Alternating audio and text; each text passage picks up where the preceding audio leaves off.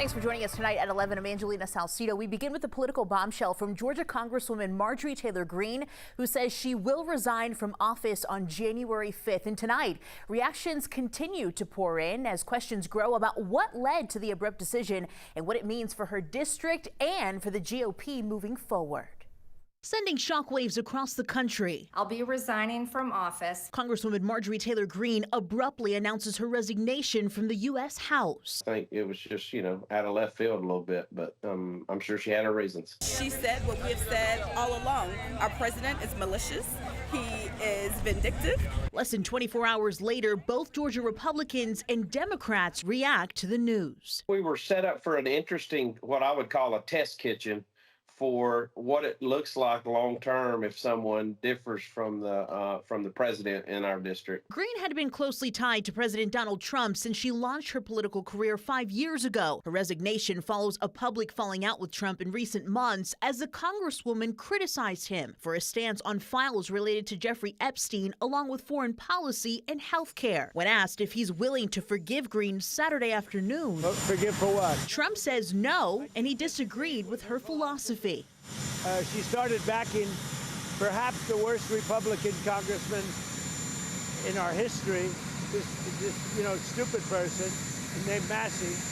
And I said, go your own way. And once I left her, she resigned because she would never have survived a primary. But I think she's a nice person. Meanwhile, My voting record has been solidly with my party and the president.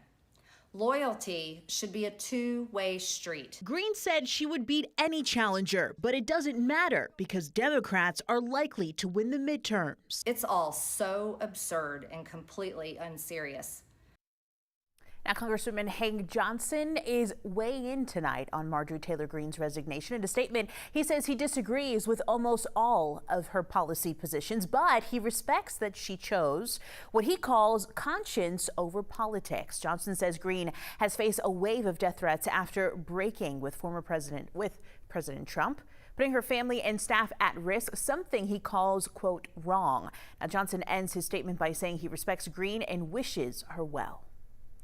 Now, after Marjorie Taylor Greene steps down in January, Georgia's 14th district will have an open seat in Congress. So what happens now?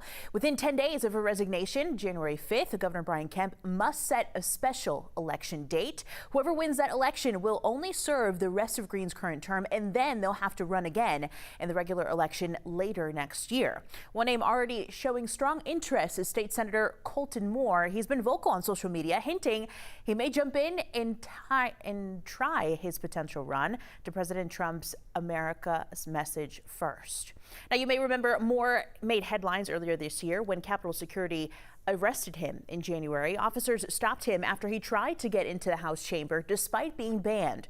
Moore was arrested during that incident.